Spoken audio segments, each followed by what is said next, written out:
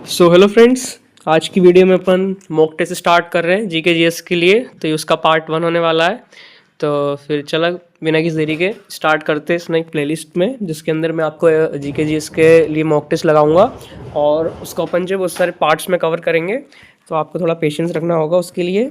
बाकी मैं अपनी तरफ से भेज दूंगा। बाकी वो है कि आप वीडियो को ज़्यादा से ज़्यादा बार देखें उसके लिए। और क्या अभी मैं क्या चाहता था वन शॉट ले आता, पर उसमें क्या टाइम बहुत लगता है और आपके अभी एग्ज़ाम को ज़्यादा टाइम भी नहीं है। मैंने एमटीएस के लिए है, फरवरी में जो होगा उसके लिए। तो चलिए फिर अपन ये मॉक टेस्ट को कंप्लीट करेंगे। ठीक है, तो फिर स्टार्ट करते हैं। तो क्वेश्चन नंबर 1, द ट्रोपोस्फियर, ये अपना लेयर्स वाला एटमॉस्फेरिक लेयर। तो उसको चलो डायग्राम से उसको कवर करते हैं। तो देखो सबसे पहले इधर क्या है, ट्रोपोस्फियर। ट्रोपोस्फियर से स्टार्ट करते हैं। तो ट्रोपोस्फियर पे क्या होता है, सबसे पहले अपना जो टेम्परेचर घटता है, ये आप ध्यान रखें कहाँ तक जाती है। ये जाती है ये 12 से 18 किलोमीटर, सॉरी 0 से 18 किलोमीटर, जिसमें से 8 किलोमीटर जाएगी ये पोल्स पे और 18 और क्या बोलते हैं अपनी, उसके बाद 18 किलोमीटर जाएगी अपनी ये इक्वेटर पे। ठीक है, तो पोल्स पे ज़्यादा क्यों, इक्वेटर पे ज़्यादा क्यों जाएगी, वहाँ कन्वेक्शन करंट ज़्यादा अपने क्या नाम है होते हैं। इस वजह से उस पर अपना जो है इक्वेटर पे ज़्यादा जाएगी। और ट्रोपोस्फेयर मिला और ये ट्रोपोस्फेयर ये बना ही दो चीज़ों से मिलकर, ट्रोपोस और प्लस स्फीयर। तो ट्रोपोस का मतलब होता है रीजन ऑफ मिक्सिंग। यहाँ पर जो सभी गैसेस का मिक्सिंग होता है। इसमें आपको पता ही होगा कि अपने जो है क्या बोलते हैं अपने गैसेस, सबसे ज़्यादा कंपोजिशन किसका अगर मैं आपसे बोलूँ तो CO2 नहीं है, वो है वाटर वेपर। उसके बाद CO2 आती है और उसके बाद आती है अपनी मीथेन CH4। ये आप ध्यान रखेंगे। और जिसके अंदर अपनी नाइट्रोजन 70% है, आर्गन 0.9% है, ऑक्सीजन 21% है और अपनी जो कार्बन डाइऑक्साइड 0.03% है। उसके बाद अपन बढ़ते हैं स्ट्रेटोस्फियर। तो स्ट्रेटोस्फियर तो अपने जितने भी जेट प्लेन्स वगैरह होते हैं, बलून्स, हॉट एयर बलून्स, ये सब इसमें ही उड़ते हैं। ये जाती है अपनी 11 to 50 किलोमीटर तक। और इसके अंदर टेम्परेचर क्या होता है, बढ़ता है। बस मैं आपको एक ट्रिक बता रहा हूँ, आप उससे याद कर लेना। टेम्परेचर घटता है बढ़ता है। आप किसी भी एक लेयर को नीचे से पकड़ लो। आपने पकड़ ली ट्रोपोस्फियर। अब उससे याद कर लो कि भाई सबसे बड़ा टेम्परेचर क्या हो रहा है, घट रहा है। उसके बाद आप अल्टरनेट चलो कि ट्रोपोस्फियर में घटा, उसके बाद नेक्स्ट लेयर पे टेम्परेचर बढ़ेगा, फिर घटा, फिर बढ़ा, फिर घटा, फिर बढ़ा। बस इससे आपको कंप्लीट लेयर याद हो जाएगी। ठीक है, उसके बाद स्ट्रेटोस्फियर है। तो स्ट्रेटोस्फियर में मैंने आपको बताया दिया, स्ट्रेटोस्फियर के अंदर ही अगर अपन बोले तो इसका एक और नाम है ओजोनोस्फेयर। कभी पूछ सकता है, वैसे ज़्यादा क्वेश्चन आया तो नहीं है। ओजोनोस्फेयर इसको क्यों बोलते हैं, क्योंकि इसके अंदर अपनी ओजोन लेयर होती है। और ओजोन डे अपना मनाया जाता है 26 सितंबर को। तो उसके लिए जो कि अपने को पता ही होगा, यूवी अल्ट्रावायलेट रेस से प्रोटेक्ट करती है, इसलिए इसको ओजोनोस्फीयर बोलते हैं, स्ट्रेटोस्फियर। ठीक है, उसके बाद आता है अपना मेसोस्फियर। तो मेसोस्फियर में क्या होता है, अपने जो मीटरोइड्स वगैरह जितने भी आते हैं ना, वो सब इसमें खत्म हो जाते हैं। ट्रिक क्या है इसको याद करने की कि M से आ रहे हैं मीटरोइड्स, मीटर्स, और M से मेसोस्फियर। तो आगे इसमें जो है कंप्लीट खत्म हो जाएंगे। और सबसे कोल्डेस्ट लेयर होती है। अब इसको ट्रिक करने की, इसको क्या याद करने की ट्रिक, तो आप ये ध्यान रख लो कि सब लेयर्स में से सबसे जो मीटरोइड्स होंगे, ऑब्वियसली उनका टेम्परेचर ज़्यादा होगा। तो बस उनका टेम्परेचर ज़्यादा है, इससे आप इसको उससे याद कर सकते हो। टेम्परेचर ज़्यादा तो सबसे ठंडा टेम्परेचर भी इसमें होगा। तो मेसोस्फीयर सबसे ठंडी लेयर इसलिए इसको होगी। और इसकी जाएगी, इसकी जो रेंज है 40 to 50 और 80 to 90 किलोमीटर, मतलब 40 से 90 किलोमीटर के बीच में। उसके बाद आती है अपनी थर्मोस्फेयर। तो थर्मोस्फेयर इसको आयनोस्फेयर भी बोलते हैं, क्योंकि इसके अंदर आयन्स की मिक्सिंग होती है। आयन्स पाए जाते हैं इसके अंदर, आपने बहुत सारे आयनिक बॉन्ड वगैरह पड़े होंगे, तो बस वो सब है। और इसकी रेंज भी आती है 80 to 800 किलोमीटर तक ही जाती है। और यहाँ पर जो होती है अपनी रेडियो वेव्स जो होती हैं, वो रिफ्लेक्ट होती है इसी जोन में, थर्मोस्फेयर में। उसके बाद आता है अपना सबसे लास्ट एक्सोस्फेयर। तो ये अब तक एयर स्पेस चालू हो जाता है इधर से, और इसकी जो रेंज होती है 800 to 3000 किलोमीटर तक होती है। ठीक है, तो चलो अपन क्वेश्चन को देख लेते हैं। अच्छा, एक और चीज़ मैं आपसे पूछूं कि यहाँ देखो बर्फ़ दिख रही है आपको पहाड़ पे, एक सेकंड ये। और एक यहाँ मैं आपसे पूछूं कि कहाँ पर ज़्यादा अल्बिडो किसका ज़्यादा होगा, इसमें बर्फ़ का ज़्यादा होगा या ये जो अपना घास है इसका ज़्यादा होगा। तो कहाँ ज़्यादा, सिंपल सा आपको बताऊं, अगर आपको क्या नाम है ट्रिक इसकी, कि देखो सबसे ज़्यादा जो सनरेज है वो रिफ्लेक्ट कौन करेगा, बर्फ़ करेगी ऑब्वियसली। और जो ये घास है वो उसको एब्जर्व करेगी। तो अल्बिडो क्या होता है, रिफ्लेक्टिंग पावर। तो इसलिए जो बर्फ़ इसका अल्बिडो ज़्यादा होगी, क्योंकि इसकी रिफ्लेक्टिंग पावर ज़्यादा होगी और जो घास है वो ऑब्जर्व कर लेगी। ठीक है, तो इसका ज़्यादा होगा अल्बिडो। ठीक है, और 1 डिग्री ये पूछ लेता है कितना टेम्परेचर घटता है। तो 1 किलोमीटर में 6.5 डिग्री, कितना, 1 किलोमीटर में 6.5 डिग्री टेम्परेचर घटता है हर लेयर में, ये आप ध्यान रखेंगे। ठीक है, और तो बाकी कुछ दिक्कत नहीं है। हाँ चलो अपन अब, एक सेकेंड, हाँ, तो चलो फटाफट अब से क्वेश्चंस को देखते हैं। The troposphere being the lowest layer, हाँ इस क्वेश्चन में मैंने इसका आंसर नहीं रखा है, आने वाले में रख दूंगा। तो troposphere being the lowest layer host nearly all weather activity including storm, जैसे मैंने आपको बताया बिल्कुल सही है। The stratosphere contains the ozone layer which plays a crucial role in the observing, बिल्कुल सही है। और mesosphere is the coldest layer and has the highest concentration, ठीक। फंस गए ना। मैं क्या बोला हूँ, सेंटेंस को पूरा पढ़ना है, इसके अंदर वही चीजें देखो, कोल्डेस्ट लेयर तो सही है, पर is the highest concentration green house gases, नहीं वो ट्रोपोस्फेयर में होगा highest concentration green house gases का, तो ये हो जाएगा अपना गलत। तो इसमें फिर अपना हो जाएगा बी वाला। ये थोड़ा सा राइटिंग की प्रॉब्लम है, कोई बात नहीं, ये बी वाला हो जाएगा अपना 1 सॉरी बी वाला नहीं होगा, 1 और 3 नहीं होगा, इसका कौन सा है, मेसोस्फीयर द कोल्डेस्ट लेयर, हाँ ये तो गलत है। और हाँ 1 और 2, तो सी वाला होगा, सॉरी 1 और 2, जिसके अंदर अपना स्ट्रेटोस्फीयर तो ozonosphere which plays crucial role absorbing, बिल्कुल सही है। ट्रोपोस्फीयर देखो, इस तीसरे में क्या प्रॉब्लम हो गई, अगर ये एंड के बाद वाली स्टेज में हटा देता, क्या इस concentration of green house gases, तो ये सही हो जाता, ठीक है। बस मैं आपको बताऊं, इसके अंदर मैंने आपको जो है कौन कौन से कीवर्ड ध्यान रखते हैं, जैसे कि आए ना एक्सट्रीम कीवर्ड जो होते हैं, जैसे कि बिल्कुल एवरी, हर किसी में होगा, ऑलमोस्ट सब में होगा, बिल्कुल है ही नहीं, जो कीवर्ड आएंगे ना, नॉट, बिल्कुल मस्ट, ऐसे कीवर्ड्स जो कॉन्क्रीट होंगे उनको ध्यान रखना है, वो कभी भी स्टेटमेंट सही नहीं होगा, बाकी ये सब सही हो। चलिए सेकंड क्वेश्चन पे देखते हैं, तो एक सेकंड रुकना। हाँ, तो ये रहा अपना the layout of cities such as Mohenjodaro Harappan was based on grid pattern, बिल्कुल सही। जो लेआउट था मैंने जो इंडस वैली सिविलाइजेशन वाले थे, जिनको पर क्या बोलते हैं, उस टाइम पीरियड को ब्रॉन्ज एज बोलते हैं, ठीक है, ध्यान रखेंगे आप। शोकेजिंग एडवांस अर्बन, बिल्कुल उनके जो अर्बन प्लानिंग थी ना, जो रोड की प्लानिंग थी बहुत अच्छी थी, मतलब इससे बढ़िया ग्रिड पैटर्न का यूज करते, जिसमें जो 90 डिग्री पर उनके रोड एक दूसरे कट करते थे। Sealed discover from urban side suggest the practice of animal domestication and possibly early forms of writing, बिल्कुल सही है। देखो एनिमल कौन कौन से मिले, मैं आपको दिखाता हूँ। देखो ये आपको दिख रही है, इसमें कुछ सील्स, एक एक करके देखते हैं, एक सेकंड, हाँ ये दिख रही है, तो इसके अंदर कुछ आपको एनिमल्स दिखेंगे, मैं आपको बताता हूँ। देखो ये कौन सा एनिमल नीचे, ये डियर है, ये भैया डियर है, ये टाइगर है, और ये कौन है, प्रोटोशिवा। और ये बताओ, ये सील जो है ना किसकी बनी होती थी, स्टियोटाइट का एक सॉफ्ट मेटल है, सॉफ्ट मेटल स्टियोटाइट, उसकी सील बनी होती थी। और इसकी जैसी एक और सील मिली थी अपन को, सॉरी सील या बोल सकते हो उसको, एक मूर्ति बोल सकते हो, तो वो किसकी मिली थी अपन को, प्रभास, बियर्डेड मैन, एक बियर्डेड मैन था, उसकी मिली थी, ठीक है। तो ये हो गया अपना बफेलो। और ये कौन सा एनिमल हो गया, ये हो गया राइनोसोरस। और ये हो गया एलिफेंट। और ये कौन सा एनिमल है, ये कोई एनिमल नहीं है, ये स्क्रिप्ट है, ये की क्या नाम है, स्क्रिप्ट है। तो इस स्क्रिप्ट में लिखते थे लेफ्ट राइट टू राइट, तो ये इनकी जो है स्क्रिप्ट है, इसमें क्या नाम पिक्टोग्राफिक स्क्रिप्ट होती है, जिसको देखो पिक्चर्स के बेसिस पे इन्होंने जो है क्लासीफाई कर रखा है कि ऐसा ऐसा, तो उसमें आप करते थे। तो एनिमल्स आपको ध्यान रखना है कौन कौन से है, मैंने आपको बताया। जो है टाइगर है अपना, ठीक है, बियर है, बफेलो है, और डियर है, और अपना राइनोसोरस है, जिसको आप बेटर डियर, ठीक है। सेकंड में इसको थोड़ा सही कर दूं, अरे यार थोड़ा राइटिंग का वो है, बेटर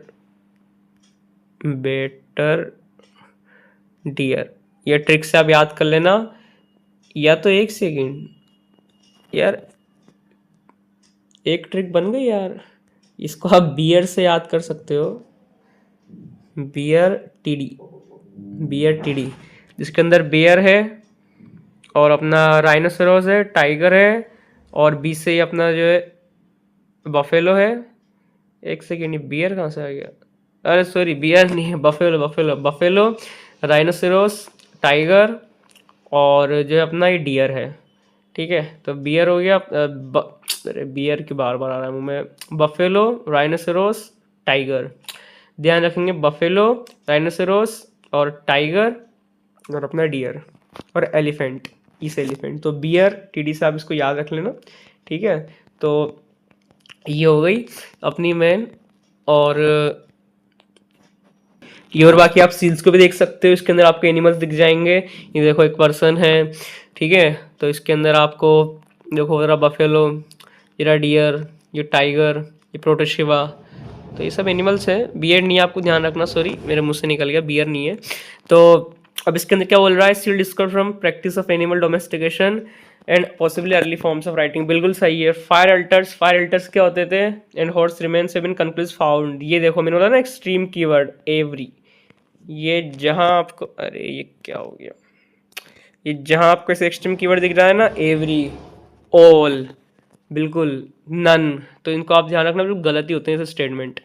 तो इसके अंदर देखो कि फायर अल्टर्स क्या होते थे, वो जो अपना कुछ यज्ञ वर्क करते थे ना, उसमें नहीं, सिर्फ दो जगह मिले अपन को फायर अल्टर्स, एक तो अपन को मिला कालीबंगा में और एक मिला लोथल में, ठीक है। तो और अपन को सिर्फ दो जगह मिले, इसलिए अपन ने बोल सकते हैं कि हर जगह मिले थे। और जो हॉर्सेस है ना, उनकी भी सिर्फ अपन को हर जगह नहीं मिले, कुछ कुछ जगह पे मिले हैं। तो एग्जीक्यूटेड इंडस साइड तो हर जगह तो नहीं, तो आप बस इससे ही ध्यान रख सकते हो। तो तीसरा तो भैया गलत ही होगा। अरे ये, तो तीसरा आप इसे खट से मारो और 1 और 2 इसका आंसर होगा। बस आप ऐसे एक्सट्रीम कीवर्ड देख लो तो भी आपका काम हो जाएगा। तो देखो तीसरा गया तो ऑल ऑफ द वो नहीं होगा, ये अपना जो है 1 और 3 नहीं होगा। तो आपको वैसे भी आपको आ जाता, देखो 2 और 3 नहीं होगा, 1 और 2 होगा इसका। अगर आपको नहीं आता फिर मैं आपको बता रहा हूँ कि आप ध्यान रखें आपको। तो मोहनजोदाड़ो, और आप ध्यान रखेंगे जो मोहनजोदाड़ो जो हड़प्पन सिविलाइजेशन है, इसको जो है दयाराम साहनी ने इसको खोजा था 1921 में, हड़प्पा, उसके बाद मोहनजोदाड़ो हुआ था। और बाद में जो है हड़प्पा खोजा था दयाराम साहनी ने, और फिर बिहार जी राज मुखर्जी, हाँ मुखर्जी जो थे, बिहार राज मुखर्जी, उन्होंने बाद में मोहनजोदाड़ो को खोजा था। और आपको मैं अगर पूछूं मेसोपोटामिया कुछ याद आ रहा है? ये कौन सी सिविलाइजेशन? ये अपना इराक साइड था। तो मेसोपोटामिया वाले जो थे वो इनको क्या बुलाते थे? इंडस्ट्रियल सिविलाइजेशन वालों को मेलुहा, ध्यान रखेंगे आप, मेलुहा बुलाते थे इंडस्ट्रियल सिविलाइजेशन वालों को, मेसोपोटामिया वाले। मेसोपोटामिया वाले ये नहीं है, इनको बुलाते थे मेसोपोटामिया वाले, इराक वाले मेलुहा। और आप ध्यान रखेंगे जो मोहनजोदाड़ो है ये अपना किधर है? ये अपना सिंध प्रांत में पड़ता है, और अपना हड़प्पा जो है पंजाब। तो ये किस नदी के किनारे? राबी नदी के किनारे है अपना हड़प्पा, जो कि पंजाब में पड़ता है। और मोहनजोदाड़ो अपना सिंध नदी के किनारे है। तो और कहाँ पड़ता है? सिंध में, जो पाकिस्तान में थोड़ा एरिया है। तो ये कौन सी रिवर की उधर है? सिंध यानी इंडस। तो बस ये सारी चीज़ें थी, बाकी इसमें तो कवर हो ही गई। बाकी और आप थोड़ा सा इसका भी ध्यान रखें कि कुछ ब्रिक्स, क्या नाम है, जलीय ईंटों का यूज़ करते हैं, उनका ड्रेनेज सिस्टम भी प्रॉपर था, जिसके अंदर अच्छे से एकदम जो अपनी जो ब्रिक्स वगैरह होती थी ना, एकदम क्या नाम, उसको जला के एकदम उनको यूज़ करते हैं। ड्रेनेज में भी एकदम प्रॉपर ड्रेनेज सिस्टम था, तो उसको भी एकदम कवर ववर करते थे। और रोड वगैरह में बताया। और एक चीज़ सीटाडेल क्या होती है आपको पता ही है, जो पूरा जिसमें थोड़े से आप मान सकते हो रॉयल लोग रहते थे और बाकी नॉर्मल लोग रहते थे। सामने एरिया में एक सीटाडेल होता था, जैसे टाउन हॉल जैसा मान सकते हो। टाउन हॉल होता है ना अमेरिका वगैरह में, क्लैश ऑफ क्लैन खेलते होंगे, उसके अंदर होता था ना टाउन हॉल, बस उसके जैसे मान सकते हो। तो बस ये सीटाडेल, ठीक है। तो थर्ड क्वेश्चन में बढ़ते हैं अपन। अरे मैसेज आया था, अरे मेरी विलेज पे अटैक हो गया क्लैश ऑफ क्लैन वाली पे। चलो बाद देख लेंगे। तो कौन सा अपना फंडामेंटल राइट्स, जल्दी से रिकवर करेंगे। फंडामेंटल राइट्स को क्या बोलते हैं अपन? मैग्ना कार्टा ऑफ इंडिया बोलते हैं। कौन से पार्ट 3 के अंदर आते हैं? कौन सा आर्टिकल के अंदर आते हैं? 12 से 35। कहाँ से लिया अपन ने इसको? अमेरिका कॉन्स्टिट्यूशन से लिया है। अमेरिका में क्या बोलते हैं? बिल ऑफ राइट्स बोलते हैं। सबसे पहले कहाँ से ओरिजिनेट हुए हैं ये? यूके में, यानी ब्रिटेन में।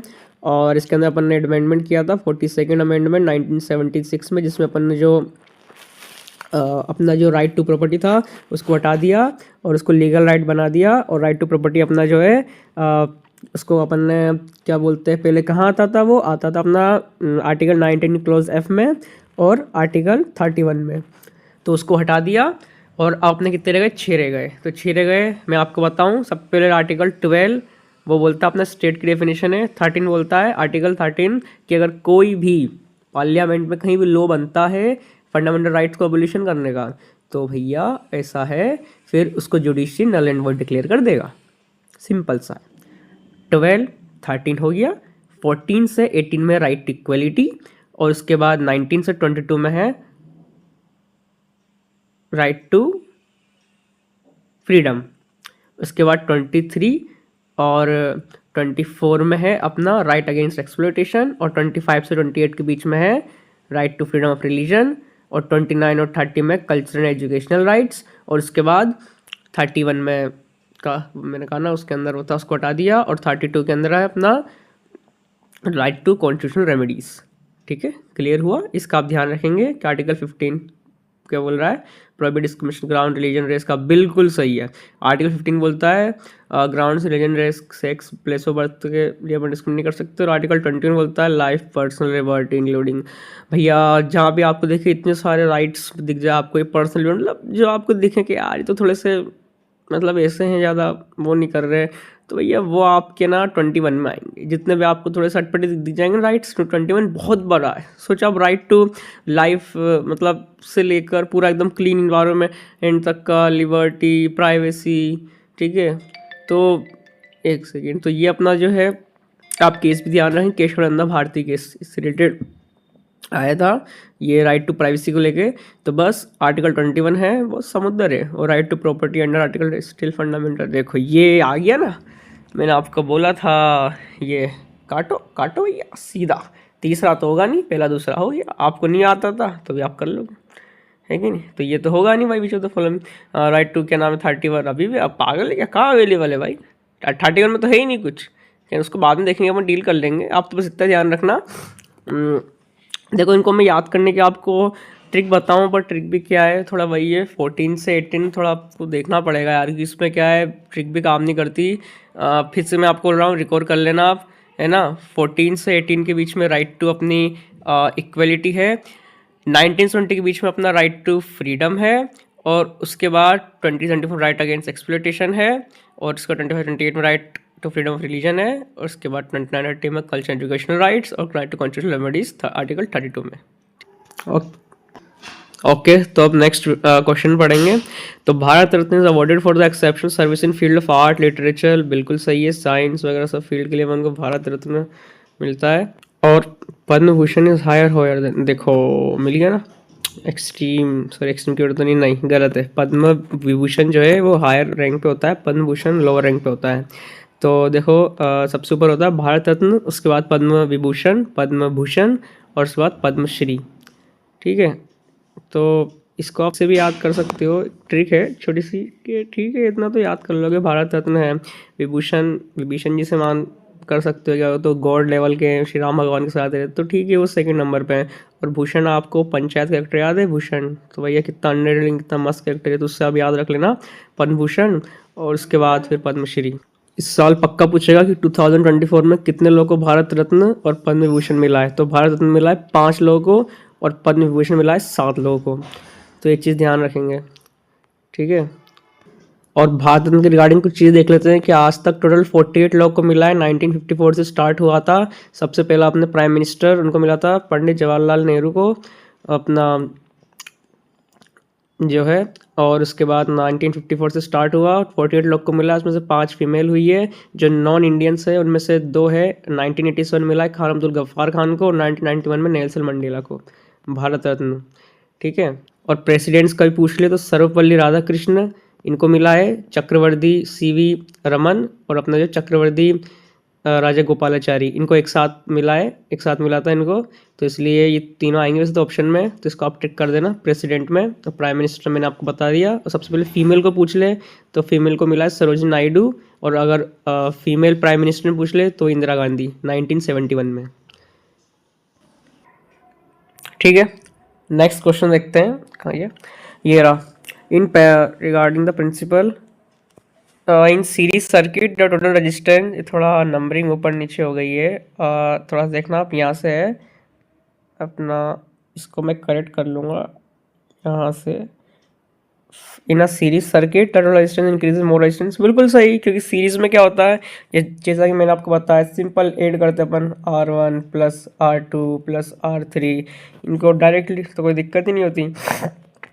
सीरीज में अपन ऐसे लगाते हैं, ये लो इसमें जोड़ दिया इसको, ये लो हो गया काम, बिल्कुल। तो इसलिए वो क्या होगा, जो निकल के आएगा उनका जो इक्विवेलेंट वो हमेशा ज़्यादा ही होगा। और जबकि पैरेलल में क्या करते हैं अपन, पैरेलल में ऐसे नहीं जोड़ते, पैरेलल में अपन ने ये बनाया, यहाँ गया, ये एक यहाँ से लगाया, ये ऐसे जाता है। तो आपको मेन चीज़ क्या ध्यान रखनी है कि सीरीज में करंट सेम होता है, पोटेंशियल डिफरेंस अलग होता है, ठीक है।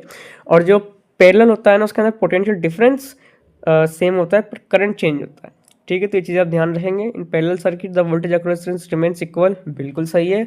और तीसरा ohm's law define the relation among voltage current resistance but not how. अच्छा, तो चलो ओम्स लॉ को देखते हैं। तो ओम्स लॉ क्या बताता है कि V is directly proportional to the I, और इसको प्रोपोर्शनलिटी को हटाएंगे तो क्या आता है V इक्वल टू IR। और ये R क्या है, ये अपना है रेजिस्टेंस। ठीक है, तो पर ये भी ना कुछ कंडीशंस पे डिपेंड करता है, जैसे कि टेम्परेचर कांस्टेंट होना चाहिए, तब जाके अपन बोल सकते हैं कि V is directly proportional to the IR। और ठीक है, और अपना रेजिस्टेंस का फॉर्मूला होता है R equals to rho L upon A. ये रो नहीं होता वैसे, पर अब इतना तो याद कर लो यार। रो क्या होता है, रजिस्टिविटी, और एल अपॉन ए। तो ये रो क्या होता है, ये है रजिस्टिविटी होता है। तो इससे आप देख रहे होंगे कि जो रेजिस्टेंस है वो डायरेक्टली प्रोपोर्शनल अपना लेंथ है उसके डायरेक्टली प्रोपोर्शनल है, और जो एरिया ऑफ क्रॉस सेक्शन उसके इनवर्सली प्रोपोर्शनल है। तो इसको ध्यान रखना, इसकी मीटर कभी ऐसा यूनिट पूछ लेता है। तो रेजिस्टेंस की होती है ओम, और रजिस्टिविटी की होती है ओम मीटर, और लेंथ की तो पता ही है आपको मीटर, और एरिया की तो मीटर स्क्वायर। तो ठीक है, तो अब ये तीसरा क्या बोल रहा है कि आपका ohms law define the relation between current, बिल्कुल सही है। और but not how resistance varies with the conductors dimension. देखो ये डिबेटेबल हो गया पॉइंट। देखो ऐसे क्वेश्चंस कभी कभार आ जाते हैं जो थोड़े से ना टफ हो जाते हैं, क्योंकि देखो डायरेक्टली तो ना वो अपना जो है not how resistance varies with the conductor, मतलब उसके डायमेंशन के बारे में डायरेक्टली नहीं बताता पर इनडायरेक्टली जरूर बताता है। तो वैसे तो ये ना सही है, क्योंकि पर ये क्या बोल रहा है नॉट हाउ, ठीक है सही है, अपन इसको सही मानेंगे मैन, क्योंकि ये देखो इतना फिर डीप कोई नहीं जाता वैसे अगर देखा भी जाए तो। फर्स्ट सेकंड थर्ड मेन तो आपको लेकिन देखना कभी कभार ही आता है। फर्स्ट सेकंड और सही है आपके बिल्कुल पैरेलल, जब मैंने आपको सीरीज़ का बताया ना, ये देखो इधर नीचे लिखा भी हुआ है, आप आराम से पढ़ सकते हो उसका स्क्रीनशॉट लेके। ठीक है, तो ये सब है। और बाकी ओम्स लॉ और इसके रिगार्डिंग और क्या चीज़ें, हाँ और एक और फॉर्मूला आप ध्यान रख लेंगे आई का, पूरा पूछ लेता है आई इक्वल्स टू क्या होता है अपना क्यू अपॉन टी। ये क्यू क्या है, यहाँ पर इलेक्ट्रिक चार्ज और टाइम, और टी क्या टाइम है, और आई क्या इलेक्ट्रिक करंट। ठीक है, कभी कभार आपसे से पूछ लेगा कि 1 एम्पियर इक्वल्स टू वो क्या नाम है कि the net charge flowing through per unit time, उसको क्या बोलते हैं। तो बहुत आसान है, नेट चार्ज मतलब आप क्यू की जगह 1 ले लो, टाइम की जगह 1 ले लो तो ये 1 आ जाएगा। तो वही net charge flowing through unit time, उसको क्या बोलते हैं अपन इलेक्ट्रिक करंट। इलेक्ट्रिक करंट की अपनी ऐसा यूनिट क्या होती है एम्पियर, आपको पता ही होगा। और इसको अपन किसको मेज़र करते हैं अमीटर से, और पोटेंशियल डिफरेंस को अपन मेज़र करते हैं वोल्टमीटर से। थोड़ा पोटेंशियल डिफरेंस की रिगार्डिंग और चीज़ देख लेते हैं। उसकी ऐसा यूनिट होती है अपनी, क्या होती है पोटेंशियल डिफरेंस की वोल्ट। और अपनी जो एक होता है ध्यान रखना पोटेंशियल डिफरेंस इलेक्ट्रिक पोटेंशियल, थोड़ा सा डिफरेंस है। इलेक्ट्रिक पोटेंशियल क्या होता है कि it is the total amount of work done, जहाँ पर अपन किसी एक नेट चार्ज को या किसी एक पॉइंट को इनफाइनाइट से फाइनाइट पॉइंट पर लाते हैं। ठीक है, बिल्कुल आप जो है। और पोटेंशियल डिफरेंस क्या होता है, एक पॉइंट से दूसरे पॉइंट तक ले जाने में जो वर्क डन होता है ना किसी दो पॉइंट के बीच का, उसको बोलते हैं अपन पोटेंशियल डिफरेंस। और इलेक्ट्रिक पोटेंशियल तो किसी इनफाइनाइट पॉइंट से फाइनाइट पॉइंट पर अपन लेके आ रहे हैं, तो अपना इलेक्ट्रिक पोटेंशियल है। ठीक है, और अपना वर्क डन आप वर्क का भी आप जो है देख सकते हो फॉर्मूला के डब्ल्यू इक्वल्स टू होता है अपना हाँ वर्क का होता है अपना फॉर्मूला जो होता है ना एफ डॉट डी एस। एक सेकेंड, नहीं वर्क को अपन इसमें कवर नहीं करते, फिर भी आप देख लेना फोर्स इन डिस्प्लेसमेंट, यानी फोर्स डिस्प्लेसमेंट का प्रोडक्ट को अपन वर्क बोलते हैं। ठीक है, और वर्क की सेंट जूल होती है। और इसका बाद पावर का कि पावर का फॉर्मूला आपको पता होगा, work upon time, the rate of doing of work in पर unit time is called power. ठीक है, इसकी पावर की यूनिट आपको पता होगा वाट। कभी कभार क्या होता है एनर्जी को ही वो वर्क के इक्वल रख लेता है, तो कभी कंफ्यूज मत होना, एनर्जी को ही अपन जो है वर्क मान लेते हैं बहुत सारे केसेस में। तो एनर्जी और जो अपना वर्क है ना वो सेम ही है, इसलिए जो वर्क की जो यूनिट होती है ना अपनी जूल, वही अपने कभी कभार एनर्जी की भी हो जाती है, वैसे तो एनर्जी को इस से होती नहीं। तो एक सेकेंड, अरे यार चलो, तो असर्शन रीजनिंग वाला क्वेश्चन देख लेते हैं फटाफट। The vibrant villages programme was launch to cover all northern bodies के नाम अरुणाचल प्रदेश, सिक्किम, ठीक है, और इंक्लूडिंग ऑल। ओके, देखो दिख रहा है आपको कुछ एक्सट्रीम कीवर्ड मिल रहा था ना, ऑल आ जाए आपका नन आ जाए, तो बस ये अपने एक्सट्रीम कीवर्ड से जहाँ देखिए आप कट मारो। क्योंकि देखो अगर यार वीवीपी अगर ऑलरेडी सब कर देता तो फिर भैया बाद में उसको लॉन्च ही कर रहे हैं क्या नाम है, अगर सब कोई कवर कर लेगा तो फिर तो भैया बात ही क्या यार, अपनी गवर्नमेंट की इतनी अच्छी है क्या, मतलब सब कोई कवर कर लेगी सिर्फ नॉर्थन को, सभी नॉर्थन बॉडीज इंडिया चाइना का बड़े जितने भी स्टेट जितने भी गाँव आ रहे हैं उनके विलेजेस के सबको कवर कर लेगी? अरे हो ही नहीं सकता भाई, तो बिल्कुल गलत है। इसका बजट की तरफ आपको देखेंगे 8,339 करोड़। कितना? 8,339 करोड़, मतलब 8,000 करोड़ के आसपास को मान सकते हो थोड़े से। 8,000 करोड़ इसका जो है बजट रखा गया है। तो ये आप देख लेंगे कि इसको क्या नाम, नॉर्थन बॉर्डर्स को जो है वो सर कवर करेंगे। इनके अंदर मेन जो स्टेट आप ध्यान देंगे, अरुणाचल प्रदेश, सिक्किम और लद्दाख, उनके जो विलेजेस हैं उनको कवर करेंगे। ठीक है, बाकी देखो आप ये मेन जो है इसको आप देख सकते हो कि जैसे कि एक्सट्रीम कीवर्ड दिख जाए ना आपको, ये कि भैया ऑल में ऑल, नन, क्या नाम है, एवरी, तो भैया गलत ही होगा आपका। तो ठीक है, तो भाई आपका क्या हो गया, रीज़न गलत। तो बस सिंपल सा है इसका। एक सेकंड, थोड़े ऑप्शन ऊपर नीचे हैं तो आप थोड़ा सा आज के मैनेज करें ना, मैं थोड़ा उसके में देख लूँगा। तो A is true but R is A is true but R is false. ठीक है, इसका सी वाला है, आप देख सकते हो। VVP to target village in northern V V 1 do not include. जैसा कि मैंने आपको बताया, अगर भैया वी1 ही सक्सेसफुल हो जाता तो फिर वी2 क्यों लॉन्च करते? कहीं ना कहीं इसमें कुछ प्रॉब्लम्स रही होगी, कुछ ना कुछ गलती रही होगी, इसलिए लॉन्च कर रहे हैं।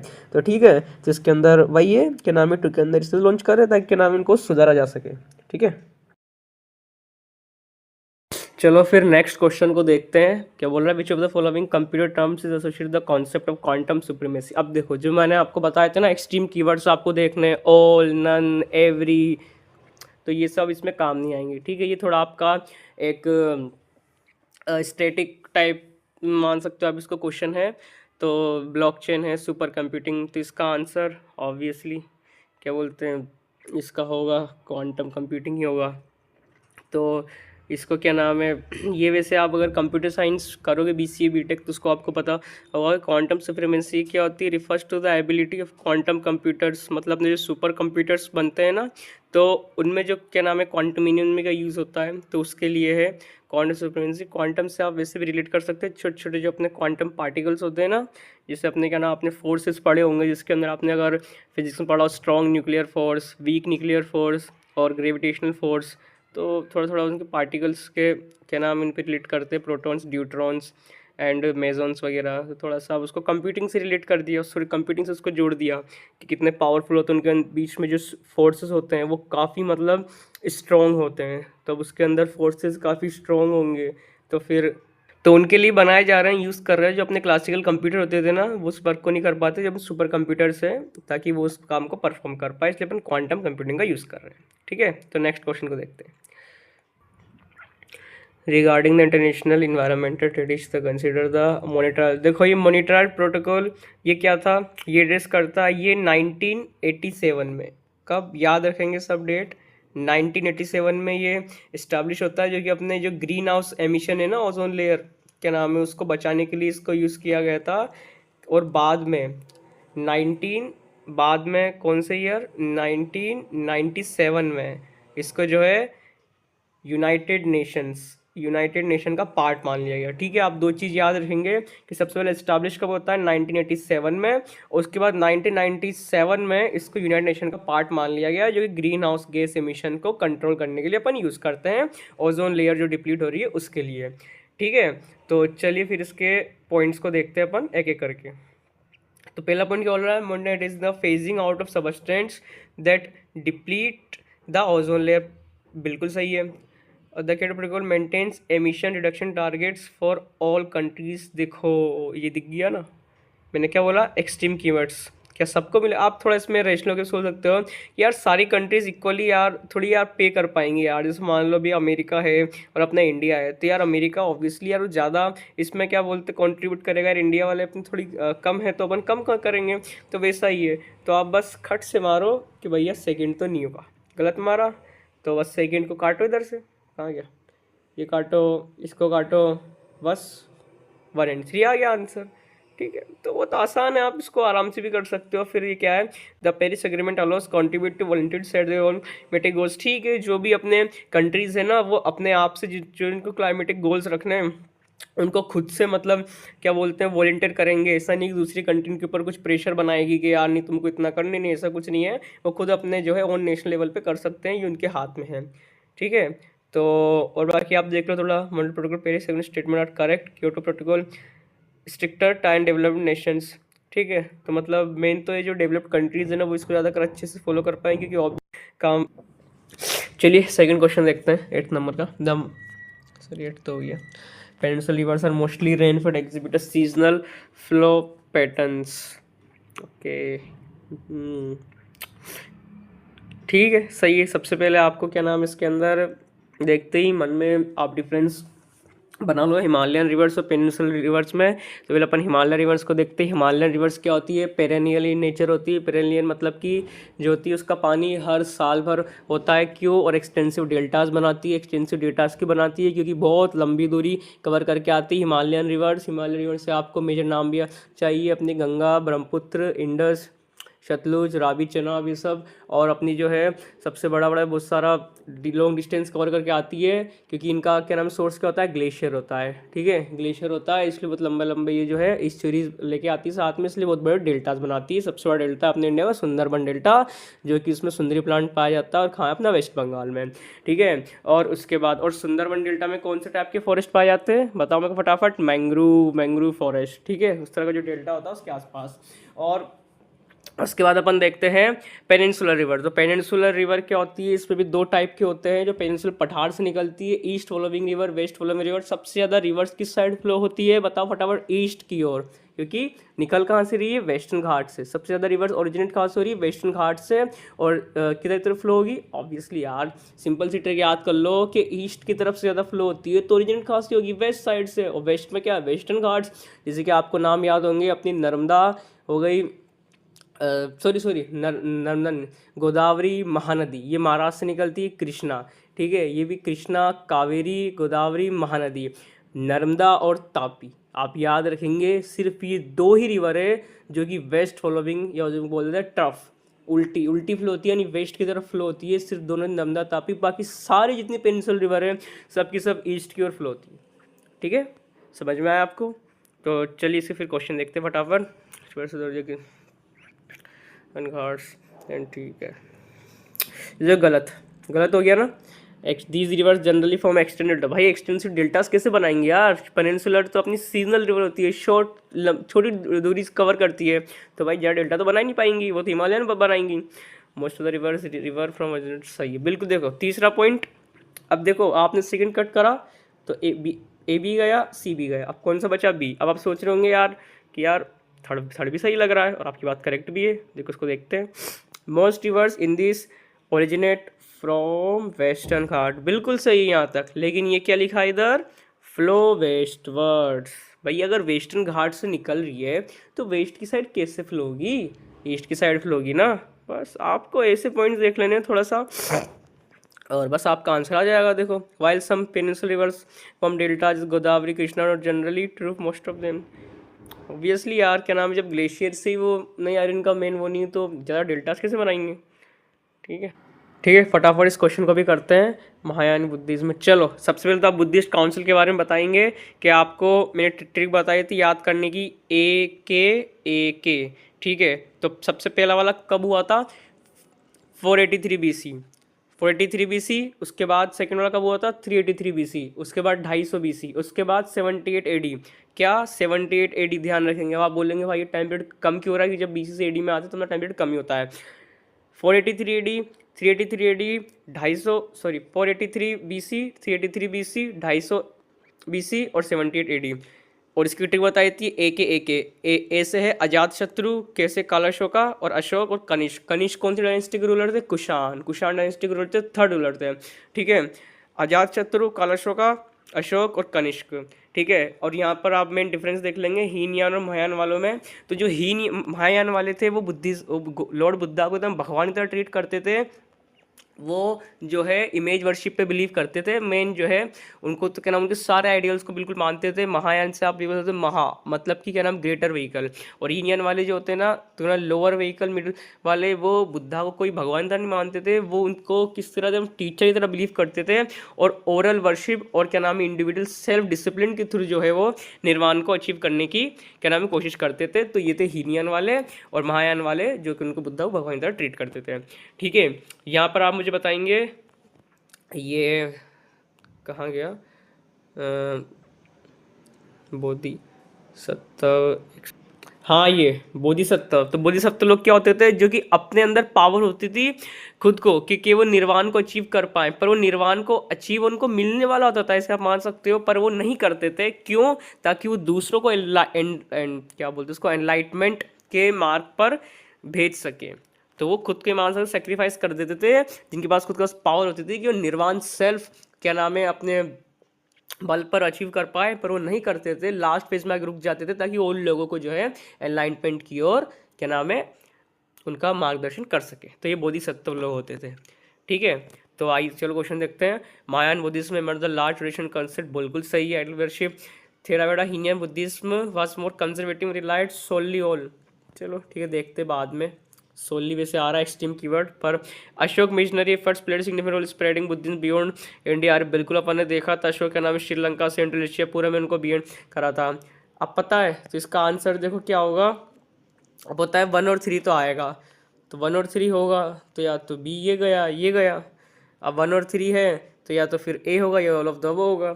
तो बस इसका आंसर जो है ये गलत होगा सोली, क्योंकि rain relied solely on oral tradition. देखो ओरल तो क्या नाम है, क्योंकि देखो यहाँ पर एक और चीज़ है, ओरल ट्रेडिशन जो हीनियन वाले थे वो सिर्फ ओरल मुंह से सिर्फ बोलने पर नहीं करते थे, वो लिटरेचर साहित्य का भी यूज़ करते थे। तो आप इससे भी याद कर सकते हो कि सिर्फ ओरल मुंह से नहीं, क्योंकि वो बुद्धा को किसकी तरह मान रहे हैं, टीचर की तरह। आप खुद ये रिकॉल कर सकते हो कि अगर बुद्धा को टीचर की तरह मान रहे हैं, उनको भगवान की तरह नहीं मान रहे, तो जैसे अपन जाते हैं ना स्कूल में, तो अपन लिखते हैं ना चीज़ों को, अपन लिख के याद करते हैं। और मान लो अगर मैं किसी को भगवान मानूं तो क्या मैं लिखूंगा? फिर तो भाई ऐसा ही भगवान मान रहे हैं, ऑटोमेटिक याद हो जाएगी। तो आप ऐसे याद कर सकते हो, क्या नाम है, ओरल ट्रेडिशन और लिटरेचर का भी यूज़ करते थे।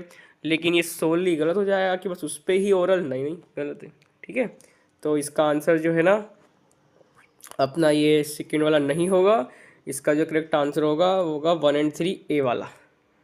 ठीक, तो चलो नेक्स्ट क्वेश्चन देखते हैं फटाफट। जब प्रोक्लेमेशन नेशनल इमरजेंसी वाला क्वेश्चन आ गया। सबसे पहले अपन रिकॉल करेंगे कि सबसे पहली बार अपने इंडिया में कौन सी की गवर्नमेंट में लगी थी। इंदिरा गांधी गवर्नमेंट लगी थी 1962, 1965 और 1971। Sorry 1962, 1971 and 1975। 1962 में जब अपने किसने अटैक कर दिया, चाइना। 1971 में जब पाकिस्तान का वॉर चल रही थी, और 1975 जो इंटरनल डिस्टर्बेंस के ग्राउंड थे उसमें लगाई थी इंदिरा गांधी ने इमरजेंसी। ठीक है, इसमें आप एक और चीज़ ध्यान रखेंगे कि 1975 में उसने बोला था, क्या नाम है, उसने प्रेसिडेंट से भी नहीं पूछा था, फखरुद्दीन अली अहमद थे उस टाइम पे, तो उसने लगा दी इंदिरा गांधी ने कि यार मतलब मैं तो लगा रही हूँ क्या नाम है इमरजेंसी, और कैबिनेट से भी नहीं पूछा। तो उसके बाद फिर जो है आर्टिकल 352 उसमें ऐड करा नहीं भाई, प्राइम मिनिस्टर ऐसे नहीं उसकी इच्छा होगी तब लगा देगा, प्रेसिडेंट से पूछना पड़ेगा, कैबिनेट से पूछना पड़ेगा। Special majority Lok Sabha Rajya Sabha parliament में स्पेशल मेजोरिटी से पास कराना होगा, उसके बाद ही प्राइम मिनिस्टर प्रेसिडेंट के कहने पर इमरजेंसी लगा सकता है। और लगाया कौन? प्रेसिडेंट। और प्रेसिडेंट चाहे तो इसको हटा भी सकता है, प्रेसिडेंट के पास ये पावर है। और जब इमरजेंसी हटानी है तो आप इसको सिंपल मेजोरिटी सिर्फ लोकसभा में इसको पास करा के हटा सकते हो। मतलब लगाना बहुत मुश्किल है पर हटाना बहुत आसान है यार, ऑब्वियसली यार बेकार चीज़ है।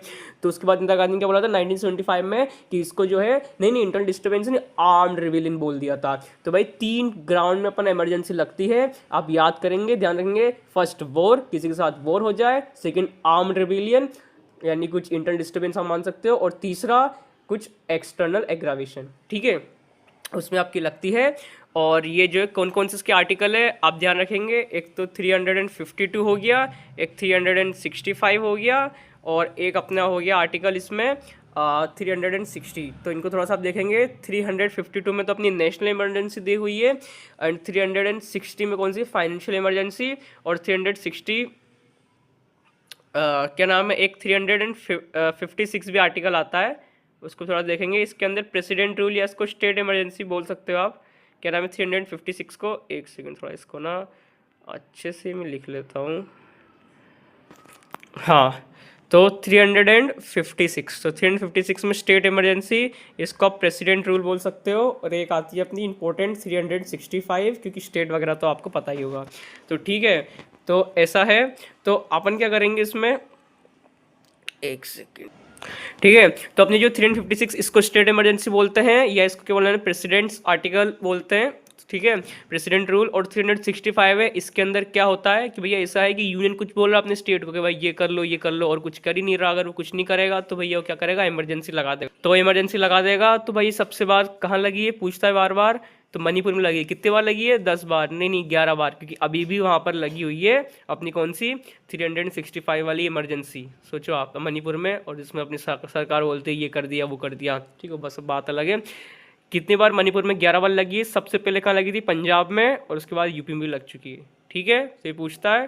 तो ये तो हो गया। अब उसके बाद फटाफट से स्टेटमेंट्स को देख लेते हैं। आप थोड़ा आर्टिकल्स ध्यान रख लेना बस। The proclamation national emergency requires advice, ठीक है, इसको थोड़ा बाद में देखते हैं। क्या नाम है, क्योंकि वैसे सही हो तो during a financial emergency the president can reduce the salary. देखो यहाँ आप सोचेंगे यार एक्सट्रीम कीवर्ड है यार यहाँ पे तो ऑल, पर नहीं भाई, आपको ऐसे नहीं देखना, आपको देखना है क्या बोल रहा है, ऑल गवर्नमेंट। बिल्कुल भाई, फाइनेंशियल इमरजेंसी में प्रेसिडेंट के पास तो पावर है इमरजेंसी क्या नाम है लगाने की। प्राइम मिनिस्टर तो बस ऐसा ही बोलता है, लगा तो प्रेसिडेंट ही है। तो भाई इसके बाद क्या एम्प्लॉय बिल्कुल हटा सकता है। आर्टिकल 56 परटेन्स फाइनेंशियल, ये देखो गलत हो गया ना भाई, अरे 56 में थोड़ी भाई 60 में है फाइनेंशियल इमरजेंसी, तो काटो इसको काटो। तो तीसरा तो अपना गलत है, तो तीसरा अपना गलत हुआ, तो बस अपना जो है पहला दूसरा ऑब्वियसली पहले सही हो गया। और पहला सही भी, the proclamation emergency requires return admission. हाँ भाई, काउंसिल ऑफ मिनिस्टर से कैबिनेट साहब को पूछ के लगानी पड़ेगी, ऐसा नहीं कि कुछ भी लगा रहे हैं। तो 360 रिलेटेड फेलियर कंस्टिट्यूशनल मशीनरी, तो गलती होगी अपना वैसे। कभी कभार वॉर का भी पूछता है कि क्या नाम, इनको याद कैसे रखे। तो देखो 1962 और 1965 में वॉर अटैक हुए इंडिया पे। तो देखो आप इसे याद सकते हो कि 1962 यानी क्या रहा है 2, सेकंड नंबर क्या इनको डेवलप कंट्री होगी, अच्छी कंट्री होगी, तो यार पाकिस्तान तो हो नहीं सकता, तो चाइना ने अटैक करा। और क्या नाम है 1965 में किसने अटैक करा? अपना कौन बचा? पाकिस्तान। ठीक है, आप इसको इसे याद रख।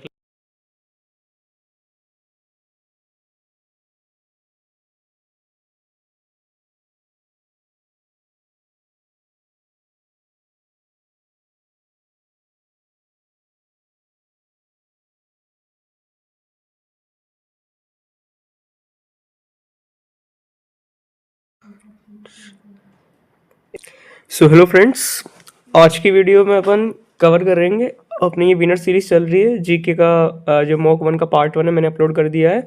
आज के अपन में पार्ट 2 देखेंगे, जिसके अंदर अपन 11 तक क्वेश्चन हो गए थे, 12 नंबर से अपन स्टार्ट कर रहे हैं।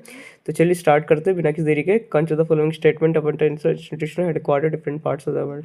ओके, तो क्या है द इंटरनेशनल कोर्ट? नहीं, ये जेनेवा में नहीं है। क्या नाम है जो इंटरनेशनल कोर्ट ऑफ जस्टिस है, ये आप ध्यान रखेंगे कहाँ पे, द ग्रेट नेदरलैंड के अंदर है। जेनेवा स्विट्जरलैंड में है। ILO, WHO, WTO, ILO, ये सब जेनेवा स्विट्जरलैंड में है। जो इंटरनेशनल कोर्ट ऑफ जस्टिस है ये है नेदरलैंड में। ठीक है, तो फर्स्ट गलत है, इसको काटो। तो फर्स्ट आप जैसे अगर काटते हो तो फर्स्ट की वजह से ये नहीं होगा, ये नहीं, ऑल ऑफ द वो नहीं, तो फिर तो एक ही बचा, सेकेंड और थर्ड ही होगा इसका। तो सेकेंड और थर्ड को से एक बार और पढ़ लेते हैं। हाँ ये सही, जैसे कि the international monetary fund responsible promoting cooperation Washington DC में। ठीक है, तो अपना आप बताएंगे वर्ल्ड बैंक कहाँ पे? वर्ल्ड बैंक भी अपना वाशिंगटन DC में है, जो कि स्टैब्लिश होता है 1944 की UN की ब्रिटिश कॉन्फ्रेंस में, यूनाइटेड स्टेट्स अमेरिका में 1944 में स्टैब्लिश होता है। कौन से ईयर में मैं लिख ही देता हूँ, 1944 में अपना वर्ल्ड बैंक। ठीक है, 1944 में स्टैब्लिश होता है अपना वर्ल्ड बैंक UN के ब्रिटेन वुड कॉन्फ्रेंस में। ठीक है, तो सेकंड वाला क्वेश्चन करते हैं। Higher Sira reduces liquidity in the economy. Okay, क्या बोल रहा है ये कि higher Sira reduces liquidity in the economy. बिल्कुल सही है। देखो होता क्या है कि जो RBI होता है वो क्या बोलता है, बैंक से जान करो, सतर्क रखो कि बैंक के पास जो भी लाइबिलिटीज आती है, बैंक की लाइबिलिटीज क्या होंगी? बैंक की लाइबिलिटीज होंगी जो पैसा उसके पास डिपॉजिट के तौर पर आ रहा है। पैसा उसके पास दो टाइप का हो सकता है, एक तो होता है डिमांड और एक होगा अपना टाइम। डिमांड में आ जाएगा सेविंग अकाउंट का पैसा, करंट अकाउंट का पैसा। ठीक है, और जो टाइम यानी जो लॉन्ग टर्म तक चलेगा, टाइम को टर्म बोलते हैं, वो होगा उसके अंदर FD RD ये सब आएगी। तो RBI क्या बोलता है बैंक से कि आप इनका सर्टेन पार्ट कैश की फॉर्म में रखो हमारे पास, उसको क्या बोलते हैं CRR कैश रिजर्व रेशियो, और आपके पास मेंटेन करके रखो SLR गवर्नमेंट सिक्योरिटीज की फॉर्म में या गोल्ड की फॉर्म्स में। और एक और बात कि सीआरआर पर कोई इंटरेस्ट रेट नहीं मिलता, एसएलआर पर मिलता है। इसकी शॉर्ट ट्रिक यही है कि भैया सीआरआर क्या, कैश रिजर्व रेशियो, वो तो बैंक रखेंगे आरबीआई के पास। तो जब बैंक आरबीआई के पास रखेंगे तो आरबीआई भी तो उनको गवर्नमेंट सिक्योरिटी देगा, तो भाई उस पर कोई इंटरेस्ट नहीं मिलेगा। और एसएलआर के अंदर अपने गोल्ड वगैरह आएंगे तो गोल्ड सिल्वर में ऑब्वियसली उनकी प्राइस बढ़ती है, तो आप ये याद रख सकते हो उन पर इंटरेस्ट रेट मिलेगा हमेशा। और ये क्या बोल रहा है कि higher CRR reduce liquidity. Liquidity मतलब क्या, पैसा, पैसा की लिए लेन देन है। तो जब सीआरआर बढ़ा देंगे, मैंने आपको बताया था, आप चाहे सीआरआर बढ़ा दो, चाहे आप एसएलआर बढ़ा दो, चाहे आप रिवर्स रेपो रेट बढ़ा दो, चाहे आप रेपो रेट बढ़ा दो, सब बढ़ा दो, आपकी लिक्विडिटी क्या हो जाएगी, कम। मैं फिर से बता रहा हूँ, CRR, repo rate, reverse repo rate, SLR सब बढ़ा दो, आपकी लिक्विडिटी हो जाएगी कम। और इसको क्या बोलते हैं, tight hawkish contradictory monetary policy. क्या, tight hawkish contradictory monetary policy इसको बोलते हैं, जिसको मैं क्या करता हूँ, सीआरआर एसएलआर सबको बढ़ा के अपनी जो लिक्विडिटी जो है वो क्या नाम है, घट जाती है। आप ये बोल सकते हो कि सभी सीआरआर वगैरह जो है ना, ये इन्वर्सली प्रोपोर्शनल है किसके, अपन लिक्विडिटी के, 1 लिक्विडिटी के। ठीक है, अरे ये थोड़ा सही नहीं है, ये देखो, ठीक है। तो ये सब इन्वर्सली प्रोपोर्शनल है लिक्विडिटी के। तो क्या बोल रहा है, banks have to keep more reserve RBI reducing lendable fund, बिल्कुल सही है। तो इसमें तो जो है सही होगा। अरे एक सेकेंड, क्या हो गया, हाँ, तो इसका आएगा answer A, solution higher C reduce bank rating by increasing reserve में आरबीआई आर एक्सप्लेन्स ए। और एक सेकेंड, एक और चीज, इसके अंदर ये बैंक ऐसा करती क्यों है, ये सीआरआर क्यों बढ़ाती है लिक्विडिटी को करने के लिए, ये करते हैं इन्फ्लेशन के केस में। इन्फ्लेशन केस में मतलब कि जब गवर्नमेंट को लगता है गवर्नमेंट के लोग के हाथ में पैसा ज़्यादा आ गया है, तो इन्फ्लेशन को काउंटर करने के लिए ये सब करते हैं, ये जो सीआरआर को, एसएलआर को बढ़ाना, रिवर्स रेट रेपो रेट को बढ़ाना। ठीक है, ठीक है, चलिए नेक्स्ट क्वेश्चन को करते हैं। एसिड्स रिलीज H प्लस, ये सॉरी HT नहीं है, H plus ions in aqua solution and have a PS less than 7, बिल्कुल सही है। Base bitter taste liver touch because of presence of hydrogen, बिल्कुल सही है। Neutralisation reaction always is the formation of salt hydrogen, सही, फंस गए ना। सॉल्ट सही है, वाटर सही है, पर हाइड्रोजन गैस कैसे निकलेगी। मैं आपको थोड़ा सा रिएक्शन बता देता हूँ, आपको पता ही होगा, एसिड प्लस बेस की जब रिएक्शन होती है तो अपन को क्या मिलता है, salt plus water. Hydrogen gas कब मिलती है, जब एसिड की रिएक्शन कराएंगे अपन किसी मेटल के साथ, मेटल के साथ रिएक्शन कराएंगे तो अपन को सॉल्ट प्लस हाइड्रोजन गैस मिलेगी। चलो मैं रिएक्शन लिख ही देता हूँ एक बढ़िया सी, एसिड की मेटल के साथ, ठीक है। जैसे कि रिएक्शन HCl प्लस Na क्या है, HCl एसिड है और Na क्या है, मेटल। एसिड प्लस मेटल की रिएक्शन कराई तो आप देख सकते हो ये मेटल ने किसके साथ रिएक्शन कर ली, ये क्लोरीन गैस के साथ, तो क्या बन गया, सॉल्ट NaCl। और ये क्या है, H, तो ये H2। आप सोच रहे होंगे कि ये मैंने रिएक्शन जो बैलेंस नहीं करी, मैं समझ रहा हूँ। तो आप यहाँ दोनों साइड 2 2 लगा देंगे, इधर क्या थोड़ा राइटिंग की प्रॉब्लम है इसलिए मैंने लगाया नहीं, इधर आप 2 लगा दो, HCl के पहले और Na के पीछे, और इधर 2 लगा दो, आपकी बैलेंस हो जाएगी। तो आप देख सकते हो इधर जब एसिड के साथ मेटल की रिएक्शन कराई तो अपना सॉल्ट और हाइड्रोजन गैस निकल गई। तो इसमें हाइड्रोजन गैस निकलती है, जब एसिड और बेस के साथ रिएक्शन कराएंगे तो अपनी कोई हाइड्रोजन गैस नहीं निकलेगी, उसमें सिर्फ सॉल्ट और वाटर बनेगा। तो इसकी वजह से अपना ये वाला हो जाएगा गलत, इसका आंसर हो जाएगा क्या, ओनली A, 1 एंड 2 ओनली, इसका ये तीसरा वाला हो जाएगा गलत। और बाकी मैं एक सेकेंड आपको स्केल ही बता, ये अपनी जो है पीएच स्केल होती है। पीएच स्केल का फुल फॉर्म होता है कि पीएच में पोटेंशियल ऑफ हाइड्रोजन नापते हैं, जिसमें अपनी 0 से 14 तक जाती है। तो 0 से 14 से जाने का मतलब है 7 पे होती है न्यूट्रल, मतलब किसी का पीएच 7 है कि तो मतलब है वो न्यूट्रल, ना वो एसिड ना वो बेस। 7 होती है डिस्टिल्ड वाटर की। कभी आपसे मिल्क का पूछ ले तो मिल्क का 6 के आसपास होता है, 6.3 6.4, थोड़ा सा एसिडिक होता है, ध्यान रखेंगे, बेसिक नहीं होता मिल्क। तो अगर आप जितना इधर ये 7 से पीछे जाओगे उतना बेसिक सॉरी एसिडिक होगा। जैसे कि HCl की पीएच कभी पूछ ले तो 3.1 होती है, H2SO4 की 2.4 होती है। तो ऐसे मतलब उनकी एसिडिक की जो पीएच होती है ना वो बहुत कम होती है, 0 के आसपास होती है, 0 से 19 में। और जो बेसिक होगा तो बेस में आप जितना 7 से इधर जाओगे तो उतनी आपका बेसिक होगा 14। जैसे कि सबसे पावरफुल बेस होता है NaOH, KOH आप नाम याद रखेंगे, जिसकी पीएच 13 होती है NaOH की, और KOH की भी 12 के आसपास होती है। और स्ट्रॉन्ग, ये स्ट्रॉन्ग बेस है NaOH KOH। और स्ट्रॉन्ग एसिड कौन सा है? H2SO4 हो गया, HCl हो गया। ठीक है, आपसे रिएक्शन ही पूछ लेता है कि एसिड प्लस बेस की जो रिएक्शन होती है उनके बोलते हैं, उसको न्यूट्रलाइजेशन रिएक्शन बोलते हैं, जिसमें स्ट्रॉन्ग एसिड और स्ट्रॉन्ग बेस भी हो सकता है, और जिसमें क्या करता है, स्ट्रॉन्ग एसिड वीक बेस को न्यूट्रलाइज कर देता है। और न्यूट्रलाइजेशन रिएक्शन में बोलता है जो सोल्ट निकलता है वो कैसा होगा, एसिडिक होगा बेसिक, तो डिपेंड करता है एसिड पे। अगर आपने स्ट्रॉन्ग एसिड लोगे तो जो बेस निकलेगा वो स्ट्रॉन्ग निकलेगा, और अगर आप बेस स्ट्रॉन्ग लोगे तो आपका सोल्ट जो है बेसिक होगा। लेकिन अगर आपने दोनों ही स्ट्रॉन्ग ले लिए तो वो न्यूट्रलाइज होगा, और दोनों ही वीक ले लिए, दोनों एसिड और बेस, तो भी वो न्यूट्रलाइज होगा, ना वो एसिडिक होगा ना वो बेसिक होगा। ठीक है, और जो कुछ चीज़ ध्यान रखेंगे, जो ऐसे मेटल्स जो जिनके ऑक्साइड होते हैं बेसिक, उन्हें बोलते हैं अपन क्या, अल्कली। अल्कली बोलते हैं उनको, अल्कली। ठीक है, उनको अल्कली बोलते हैं, अल्कली मेटल्स। ध्यान रखेंगे जो मेटल्स के ऑक्साइड होते हैं वो बेसिक नेचर के होते हैं, और जो नॉन मेटल्स के ऑक्साइड होते हैं वो एसिडिक नेचर के होते हैं, जिसके अंदर आपका अंदर आ जाएगा अपना पूरा फर्स्ट ग्रुप। मैं आपको याद कराऊँ, एक सेकेंड। ह, देखो आप इसे याद कर सकते हो, ये अपना ह ली ना, ट्रिकवी हलीना की रब से फरियाद।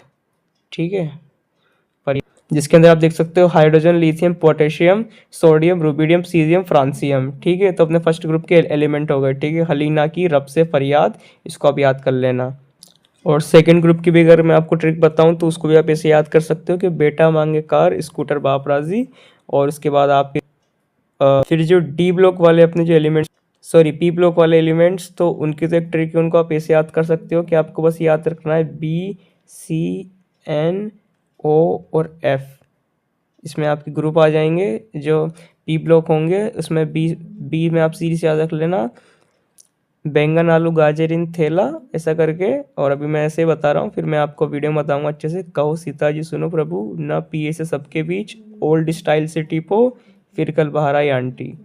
तो इनसे आप रिलेट करके याद कर सकते हो। और लास्ट वाला है हीना अरीना करीना का एक्सरे रंगीन।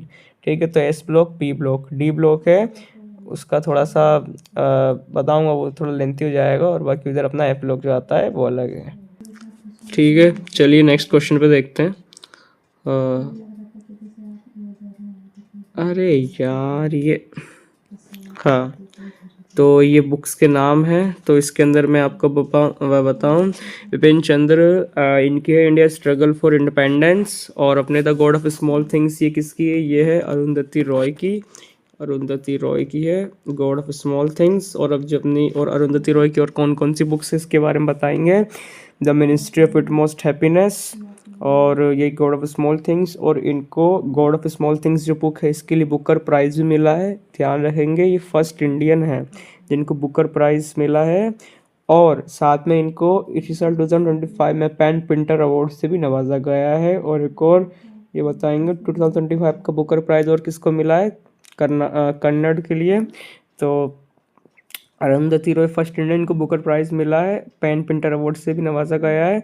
और ये शशि थरूर, इनकी भी अपन जो है बुक्स पढ़ते रहते हैं। इनकी है an era of darkness, an era of darkness इनकी बुक किताब है। और वाई आई एम हिंदू, और Ambedkar life of freedom, Ambedkar life of freedom, an era of darkness, why I am Hindu, ये शशि थरूर की बुक्स है।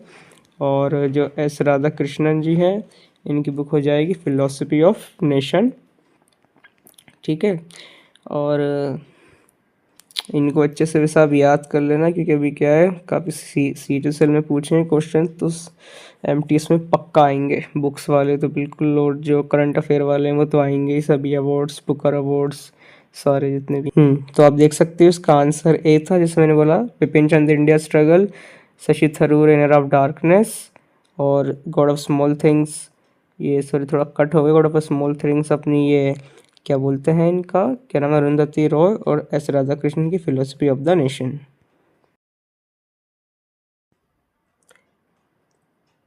ठीक है, तो नेक्स्ट क्वेश्चन देखते हैं। तो नेक्स्ट क्वेश्चन है अपना इल्तुतमिश अलाउद्दीन खिलजी। सबसे पहले तो इनके अपन टाइम पीरियड देखेंगे। इल्तुतमिश का कब से चालू होता है? 1206, नहीं नहीं नहीं 1206 नहीं, दिल्ली सल्तनत स्टार्ट होती है 1200, एक सेकेंड, हाँ, तो दिल्ली सल्तनत स्टार्ट होती है 1206 से और 1526 तक चलती है, फर्स्ट बैटल ऑफ पानीपत तक। और क्या नाम है, अपने इल्तुतमिश का टाइम पीरियड है 1211 से 1236, कितना 1211 से 1236, और उसके बाद 1236 से 1240 तक 4 साल की रज़िया सुल्तान आती है, ठीक है, वो तो इंपॉर्टेंट नहीं है। उसके बाद अलाउद्दीन खिलजी का टाइम पीरियड होता है 1296 से लेकर 1316, 1296 से 1316, और एमबीटी का आता है 1325 से 1351, 1325 से 1351, और फिरोज शाह तुगलक का टाइम पीरियड वो आता है 1351 से 1388 तक, जिसमें इल्तुतमिश ने जो है अपनी कैपिटल शिफ्ट करी थी फ्रॉम लाहौर टू दिल्ली। इल्तुतमिश ने जो है सिल्वर जितल सॉरी कॉपर जितल और सिल्वर टंका कॉइन्स ने इंट्रोड्यूस करे थे, और चेलगानी का सिस्टम लेके आया था, और रिक्ता सिस्टम लेके आया था। एक सिस्टम में क्या होता था, जो आर्मी वगैरह वाले होते थे उनको एक पीस ऑफ लैंड दे दिया करता था, और फिर बोलता था कि आप इसमें ही जो है क्या बोलते हैं अपनी आर्मी को ट्रेन करो, कंप्लीट करो, और इधर से ही जो आपके लिए खर्चा वगैरह वो निकालो, थोड़ा सा जो है सैलरी बच जाए वो मेरे को दे देना, मेरे को भेज देना, ठीक है। एकता सिस्टम को बंद किसने करा था आपसे पूछता है, वो आता है अलाउद्दीन खिलजी। और जो चेलगनी सिस्टम लेके आया था इल्तुतमिश, उसको किसने बंद करा था, बलबन ने, ठीक है। और बलबन जो होता है, और एक और चीज़ आप ध्यान रखेंगे कि जो कुतुब मीनार का कंस्ट्रक्शन स्टार्ट कराया था कुतुबुद्दीन ऐबक ने, और उसको कंप्लीट कराया था इल्तुतमिश ने, और उसका एक माला भी बनाया था फिरोज शाह तुगलक ने, बाकी मेन कंप्लीट कराया था उसको इल्तुतमिश ने। और जो अपना अलाउद्दीन खिलजी है, तो अलाउद्दीन खिलजी किसको जाना जाता है, मार्केट कंट्रोल्स के लिए, मार्केट कंट्रोल्स कर रहे थे अलाउद्दीन खिलजी ने इन्वेट किया था 1301 में रणथंभौर के किले पर, और 1303 में चित्तौड़ के किले पर, ठीक है। और अलाउद्दीन खिलजी ने जो है 3 तरह के मार्केट्स इंट्रोड्यूस करे थे। पहला मार्केट था गुलाम्स के लिए, दूसरा मार्केट था अपना ग्रेन्स के लिए, सिराय ऑफ क्या नाम है ग्रेन्स बोलते थे, और तीसरा मार्केट था अपना कपड़े के लिए, और इसने क्या नाम है सिरायाज अपॉइंट करे थे जो कि सबको कंट्रोल करते थे। और दो बरीद और मुनैया ये कहते हैं जासूस थे, जो कि अलाउद्दीन खिलजी को हर चीज़ के बारे में बताते थे कि मार्केट में कुछ काला बाजारी तो नहीं हो रहा, कुछ करप्शन तो नहीं हो रहा। बरीद और मुनैया जासूस उसने अपॉइंट कर रखे थे। और अलाउद्दीन खिलजी का कमांडर था, उसका नाम था क्या नाम था, एक सेकेंड, मलिक काफूर था, जिसको गुजरात में 1000 दिनानी बुलाते थे, क्योंकि उसको 1000 दिनार में ख़रीदा गया था, जिसने साउथ इंडिया में एक्सपेडिशन करे थे अलाउद्दीन खिलजी के लिए। और उसने हराया था किसको, होयसाल ऑफ हाडेबीडू, वारायाज ऑफ कातंगल वारायाज ऑफ कातंगल, Hoysala of Halebidu, Yadava of Devagiri and Pandyas of Madurai, इन सबको हराया है। अरे यार ये, हाँ, इन सबको हराया था, क्या नाम है, पांड्याज ऑफ मदुरई, होयसाल ऑफ हाडेवीडूज और यादव ऑफ देवगिरी को साउथ में मलिक काफूर ने। और आप ये दिल्ली सल्तनत का टाइम पीरियड भी याद रखिएगा, जिसके अंदर सबसे पहले आती है अपनी क्या बोलते हैं स्लेव डायनेस्टी। इसकी ट्रिक मैं आपको बताऊं,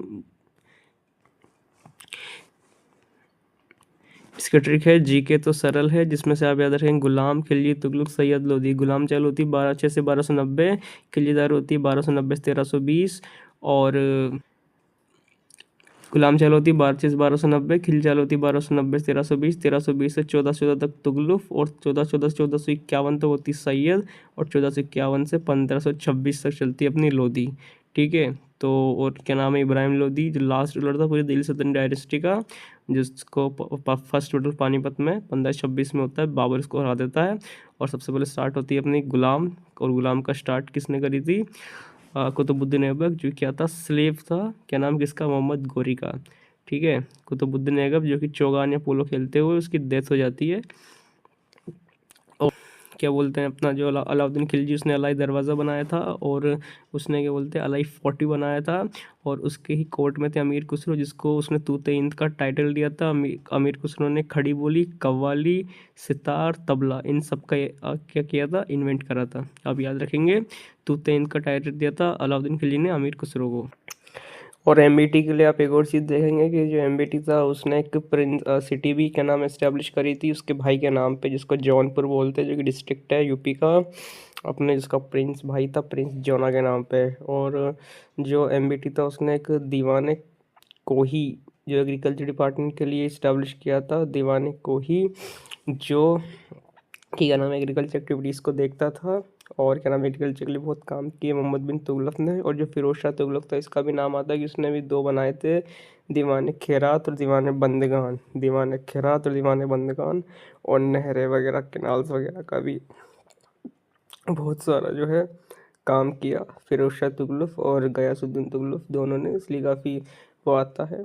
लेकिन एमबीटी को वाइजेस्ट फूल ही बोला जाता है, क्योंकि जितने भी इसने कोशिश करी थी कि नई नई चीज़ आने की, तो इसने क्या करप्ट हो जाता था। क्योंकि इसने क्या करा था, जिन लो लेवल के पोस्ट थे ना, उनको क्या नाम, लो लेवल के जो लेबर्स वगैरह, तो उनको हाई पोस्ट पे इसने कर दिया। जैसे कि जो एक वाइन डिस्टिलर था और एक जो गार्डनर था, उनको हाई लेवल पे पोस्ट कर दिया था। मतलब जो स्किलफुल भी नहीं थे, तो ऑब्वियसली पोस्ट करेंगे, हाईली पोस्ट देंगे तो करप्शन करेंगे ही ना। और इसकी जो मार्केट पॉलिसी थी वो भी इतनी अच्छी नहीं थी अलाउद्दीन की तरह, इसलिए ये कंट्रोल भी नहीं रख पाया। इसका जो ये पैसे जो देता था, क्या नाम है, लोगों के लिए जो डेवलपमेंट करने के लिए, उसको बीच में खा जाया करते थे। इसलिए एमबीटी का कुछ भी जो, अरे क्या हो गया, सक्सेस नहीं हो पाया था चलो अब एक और क्वेश्चन देखते हैं, ब्रेकअप ऑफ पेंजिया। चलो इसको तो डायग्राम्स देखते हैं। देखो पहले क्या था, ये था, पहले क्या था, पूरा लैंड मास एक साथ था, उसको बोलते थे पेंजिया। और जो पूरा अपना वाटर वाला था उसको पेंथलासा बोलते थे, और इसके अंदर वाले को पेंजिया। अब इसने देखा कि यार मज़ा नहीं आ रहा, ये टूट गया, ये टूट गया। तो फिर इसको टूटने के बाद क्या हुआ, ये सो ये ऊपर वाला पार्ट हो गया लोरेशिया, और नीचे वाला पार्ट हो गया गोंडवाना लैंड, और India is the part of Gondwana land. तो उसके बाद क्या हुआ, इधर से अपना, अब इंडिया ने सोचा नीचे मज़ा नहीं आ रहा, ऊपर चलो। ऊपर गए, ऊपर थी यूरेशियन प्लेट, नीचे थी, बीच में टेटिस थी, टेटिस सागर। इधर से अपना गोंडवाना लैंड का पार्ट था, इंडिया गया और ऊपर यूरेशियन प्लेट से टकराया और फॉर्मेशन हो गया इधर, ये हिमालयस का, ये इधर आपको दिख रहे होंगे हिमालयस का। ठीक है, पर आपने एक चीज़ देखी होगी कि यार इधर जो है ना, ये वेस्टर्न घाट साइड, यहाँ पे ब्लैक मिट्टी पाई जाती है, और ब्लैक मिट्टी वोल्केनिक टाइप की है। तो यहाँ कहाँ से वोल्केनिक्स थे, वोल्केनस सिर्फ इधर ही अंडमान निकोबार में पाए जाते हैं।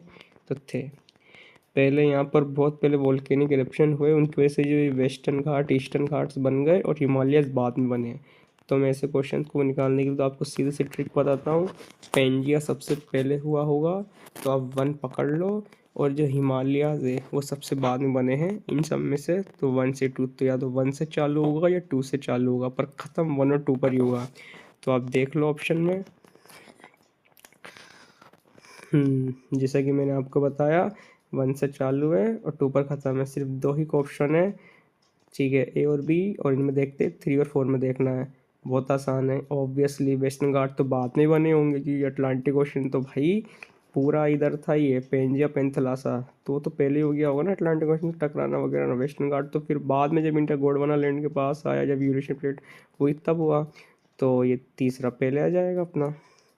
ठीक है, तो सबसे पहले क्या हुआ अपना, पेंजिया टूटा, उसके बाद अटलांटिक ओशन के अंदर में गया, उसके बाद वेस्टर्न घाट बने, वेस्टर्न ईस्टर्न घाट्स पूरे। ठीक है, और उसके बाद हिमालय का फॉर्मेशन हुआ। और ये जो थ्योरी है ये किसने दी थी, अल्फ्रेड विग्नर ने दी थी, जिसको क्या बोलते हैं continental drift theory, by Alfred Wegener. ठीक है, तो फिर नेक्स्ट क्वेश्चन को देखते हैं फटाफट। सॉरी, थोड़ा वो तबीयत सी ख़राब चल रही है, इसलिए थोड़ा वॉइस में प्रॉब्लम हो सकती है। हाँ, तो इसमें अपन सबसे पहले देखेंगे किसने कहाँ से लीड करा था, क्योंकि 1857 का रिवॉल्ट है इसलिए। कानपुर कानपुर कानपुर झांसी, कानपुर झांसी, दिल्ली, फैज़ाबाद, कानपुर झांसी, दिल्ली, फैज़ाबाद और लखनऊ, बरेली। ठीक है, तो आप देखेंगे कानपुर से किसने लीड करा था, तो इसको जो है कानपुर से करा था तात्या टोपे साहब ने या नाना साहब ने। दिल्ली से करा था इसको जो है जनरल भक्त खान ने करा था। और उस टाइम जो लास्ट मुगल एम्परर कौन था, वो था बहादुर शाह जफर या बहादुर शाह सेकंड उसको बोलते हैं। बरेली से करा था खान अब्दुल गफ्फार खान जी ने, और झांसी से करा था रानी लक्ष्मीबाई झांसी की रानी ने, और लखनऊ से करा था बेगम हजरत महल जो कि नवाब की लास्ट बेगम थी, और जो म्यांमार की जेल में डाल दिया गया था। बाकी उसके बाद क्या नाम, इसको सप्रेस किया गया था, किसको, बहादुर शाह जफर को, म्यांमार की जेल में। रंगून जेल आप ध्यान रखेंगे, ये आता रहता है। ठीक है, तो दिल्ली से जनरल भक्त खान, लखनऊ से बेगम हजरत महल, कानपुर से तात्या टोपे, बरेली से खान अब्दुल गफ्फार खान, झांसी से रानी लक्ष्मीबाई। तो अब ये देखते हैं सबसे पहले कि रिवोल्ट स्टार्ट कहाँ से हुआ। तो ये दरअसल रिवोल्ट स्टार्ट कहाँ से हुआ, इसकी स्टोरी ये है कि जो मंगल पांडे जी थी उनको पता चलता है कि जो जो गन वो जो यूज़ करते हैं उसको जो खोलने के लिए उसको क्या मुंह से खोला जाता है, उसमें क्या है ग्रीस्ड, क्या नाम है उस कार्ट्रिजेज के अंदर क्या भरा हुआ है, जो सुअर का मांस है, जो गाय का मांस है। ठीक है, तो उनको पता चलता है कि उसके अंदर जो है सुअर का मांस और जो क्या गाय का मांस मिलाया जाता है। तो फिर क्योंकि दिक्कत क्या होती है कि वहाँ पर जो सुअर का मांस है वो इस्लाम में क्या नाम है क्या नाम उसको बताया, गलत बताया गया, और अपने हिंदू धर्म में गाय का मांस तो गलत ही। तो फिर उन्होंने जो है रिवोल्ट करा था उसके लिए, तो उन्होंने अपने जो 2 ऑफिसर थे उनको मार्च में से गोली मार दी थी। तो उसके लिए उनको 8 अप्रैल को फांसी हो गई, और 8 अप्रैल 1857 से रिवोल्ट स्टार्ट आप मानो हो ही गया था। बाकी 10 मई से मेरठ से उनकी जो सिपाहीस की जो म्यूटिनी निकलती है 10 मई 1857 से, और वो बोलती है कि दिल्ली चलो। ठीक है, और जो मंगल पांडे जी ध्यान रखेंगे कि ये 34th बंगाल की बटालियन के पार्ट थे। 34th नेटिव इन्फेंट्री बंगाल, जो बंगाल की थी उसका पार्ट थे मंगल पांडे जी। तो ये क्या बोल रहा था, revolt began with the mutant से, बोल बैरकपुर, नहीं गलत है, बैरकपुर से स्टार्ट नहीं हुआ था, ये दरअसल मेरठ से स्टार्ट हुआ था। बैरकपुर तो क्या मैंने आपको बताया जो नेटिव इन्फेंट्री थी जिससे मंगल पांडे जी बिलोंग करते थे वो बैरकपुर में थी, जबकि बैरकपुर से स्टार्ट नहीं हुआ था। तो फर्स्ट आप इसमें बिल्कुल गलत मान सकते हो, तो फर्स्ट तो गलत हुआ। तो अगर फर्स्ट गलत है तो एक सेकेंड, फिर इसमें बचा अपने पास सेकंड को देख लेते हैं। One of the immediate cause for the introduction of Enfield, बिल्कुल जिसका मैंने आप बताया सेकंड सही होगा, तो सेकंड सही है, तो सेकंड सही है। और थर्ड वाला देख लेते हैं, रिवोल्ट वाज कंप्लीटली स्पॉन्टेनियस। देखो आ गया ना, मैं बार बार कह रहा हूँ ये एनी एक्सट्रीम कीवर्ड आ गया ना। क्या बोल रहा है, बस कंप्लीटली स्पॉन्टेनियस मतलब कि क्या नाम है जो चलता रहे, क्या क्या वो बिल्कुल चलता रहा था। और इसमें क्या बोल रहा है, और ये बात सही भी है कहीं नहीं, क्योंकि यार देखो वो स्पॉन्टेनियस तो था पर उसमें प्लानिंग की कमी थी, क्या नाम है थोड़ी सी। क्योंकि आप देखो जिन्होंने क्या नाम है झांसी से रानी लक्ष्मीबाई, मेरठ से इधर, तो यार सब अपने अपने लिए क्या नाम है वो रिवोल्ट कर रहे थे ना, अपने अपने दर से कर रहे थे।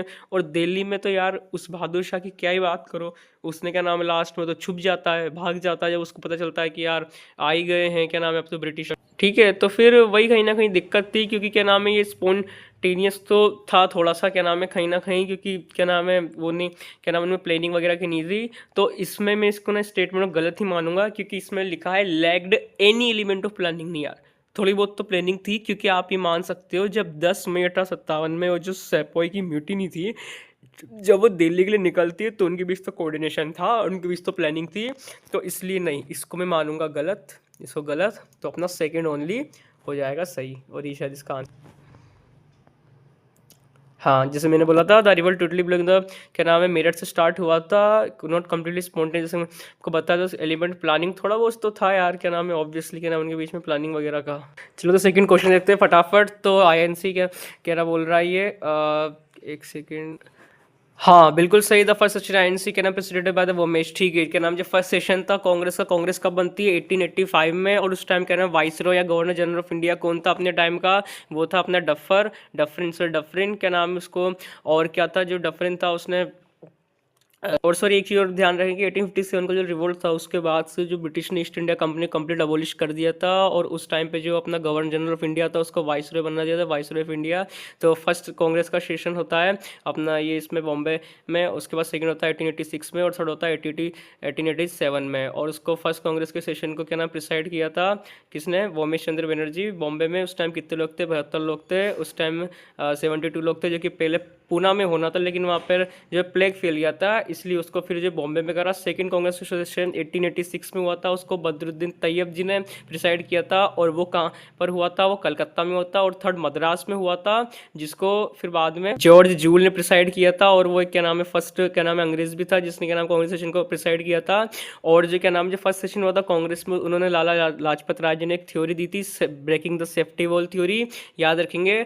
और गोपाल कृष्ण गोखले जी ने भी एक लाइटनिंग एंड कंडक्टर थ्योरी दी थी फर्स्ट सेशन ऑफ कांग्रेस में।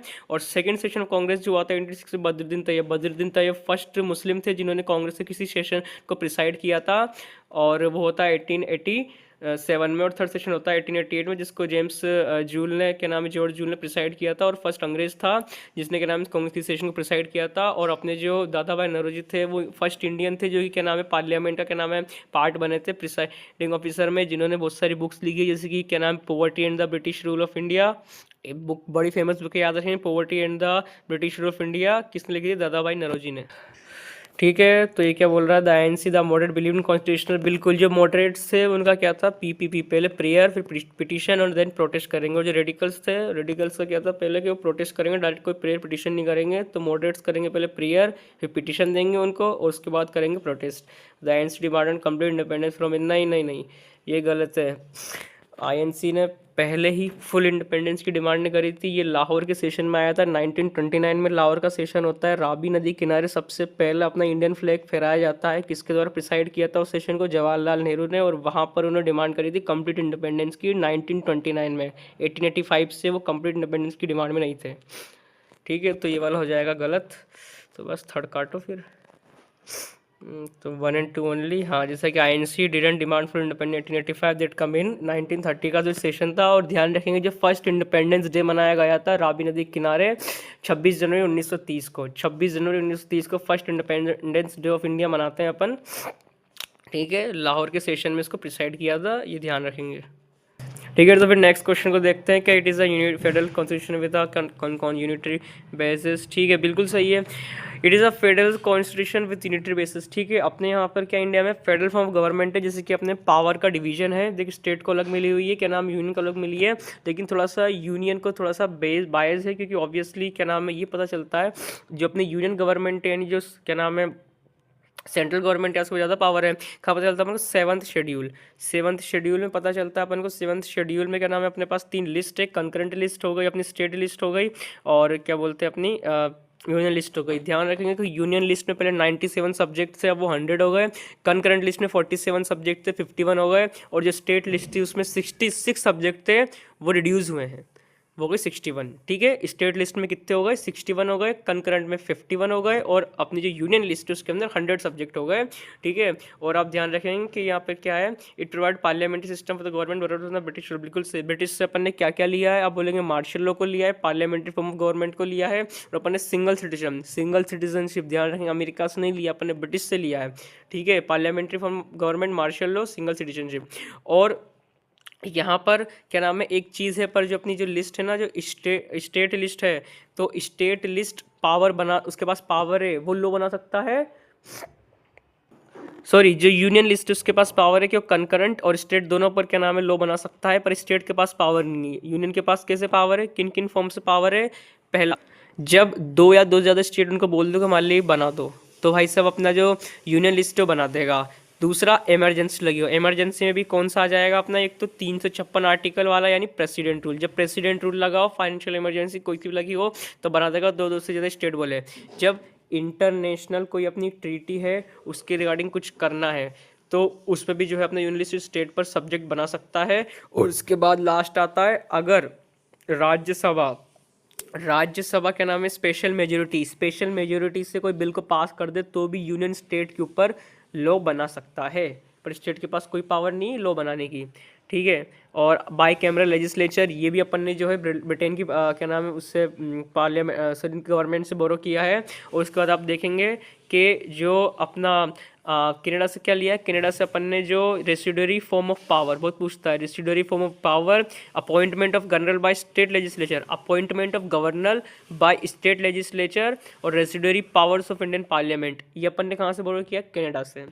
ठीक है, उसके बाद क्या बोल रहा है, the basic structure doctrine limits. ठीक है, बेसिक स्ट्रक्चर याद आना चाहिए आपको। 1873 का केशवानंद भारती केस, केशवानंद भारती केस में सुप्रीम कोर्ट ने क्या बोला था कि हाँ भाई, तुम क्या नाम है पार्लियामेंट में कुछ जो कॉन्स्टिट्यूशन में थोड़ा बहुत अमेंड कर सकते हो, पर उसके बेसिक स्ट्रक्चर को मत छेड़ना। अब बेसिक स्ट्रक्चर, ये बेसिक स्ट्रक्चर क्या होता है?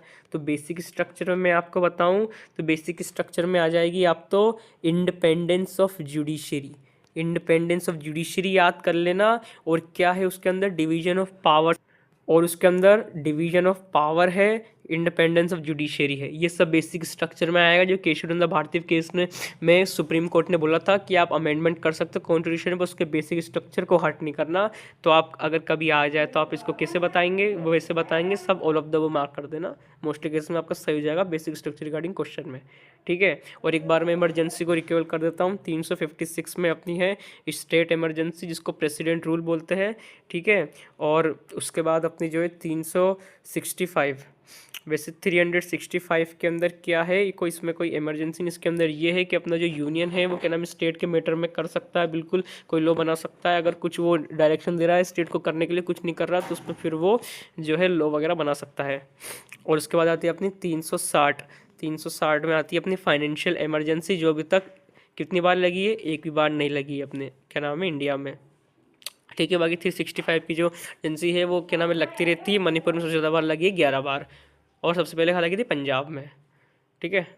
तो इसका आप देख लेंगे जैसे कि मैंने आपको बताया, ठीक है। तो फिर इसका जो आंसर हो जाएगा अपना बेसिक स्ट्रक्चर के नाम है, बिल्कुल सारे सही हो जाएंगे। तो इसका आंसर हो जाएगा ऑल ऑफ द अबॉडी, ठीक है। अरे यार एक सेकेंड, तो हाँ इसका ऑल ऑफ द।